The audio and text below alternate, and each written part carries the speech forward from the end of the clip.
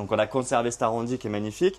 C'est pas fixé, c'est pas fini, il y a plein de finitions. Là, les bandeaux, ils sont juste posés. Tu vois, voilà, il y a encore une tonne de choses à faire. Mais déjà, tu as l'idée globale de ce à quoi ça va ressembler une fois fini. Donc évidemment, on a fait du frêne olivier qui se suit de partout. Ça, je crois que je t'en avais parlé sur les côtés. On a fait un fond blanc ici parce qu'on trouvait ça plus esthétique de faire du blanc sur cette zone-là. Ouais, ça tranche, c'est pas mal. Ça tranche un peu, ouais, exactement. Et après, on aura nos petits rebords en blanc sur le dessus. Ou en plus, moi j'adore, tu peux poser le téléphone, tu peux poser une petite plante, tu peux poser ton verre, tu peux poser plein de trucs sur ce petit rebord. Oui, les rebords, ouais. Tu vois, il y aura un petit jeu acrylique après une fois qu'il sera fixé tout le long. Donc ensuite, nos mousses, nos magnifiques mousses, Val a pas mal bossé là-dessus cette semaine. C'est beaucoup de taf, ça on se rend pas compte, mais la couture c'est un taf de fou. Ouais, surtout qu'en fait, ce qui se passe sur ces mousses, pardon, c'est que là, elles sont carrées, rectangles, tout va bien. Celles-là, elles partent comme ça. C'est des trapèzes. Elles Si partent tu en regardes bien, trapèze. regarde l'épaisseur ici, regarde l'épaisseur là. Pourquoi elles sont en trapèze, selon toi? Bon, toi tu le sais. C'est parce remarque. que c'est un dossier. Elles sont à trapèze parce que c'est un dossier. Mais il y en a plein qui n'auraient peut-être pas compris. Bah non, il y en a plein qui n'auraient pas compris.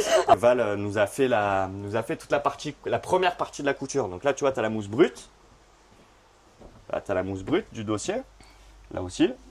Et après, Val fait dans un premier temps, elle met. Alors là, tu vois, il manque de l'épaisseur, mais c'est pas pour rien. C'est parce qu'en fait, tu as la watchine dessous qui te crée cet effet un peu matelassé, qui est super important. Hein, tu vois, ça, il y en a beaucoup qui ne le font pas, mais c'est vraiment. Ça fait toute la diff.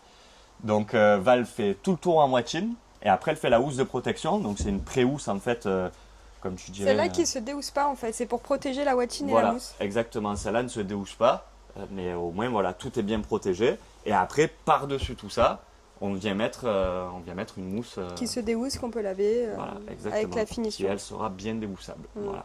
Donc là, le client, la petite particularité, c'est qu'il a préféré qu'on fasse dépasser ces mousses-là. Il trouvait ça plus esthétique lui plutôt qu'on les mette à ras.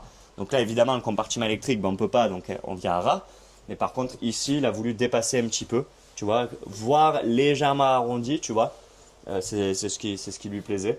Donc là, pour le coup, on les a fait un petit peu dépasser, c'est le choix du client. Et en fait, l'idée, si tu veux, c'est que ces deux mousses-là vont venir au centre quand tu vas baisser la table, parce que c'est une table télescopique. Mais je crois qu'on avait déjà parlé de ça dans une Oui, vidéo. on en avait parlé, mais bon, on les a sous les yeux. Donc la table va se baisser. Et tes deux mousses ici vont venir en complément au centre pour te créer un immense lit qui est plus grand, comme je t'avais déjà dit, que dans la partie chambre.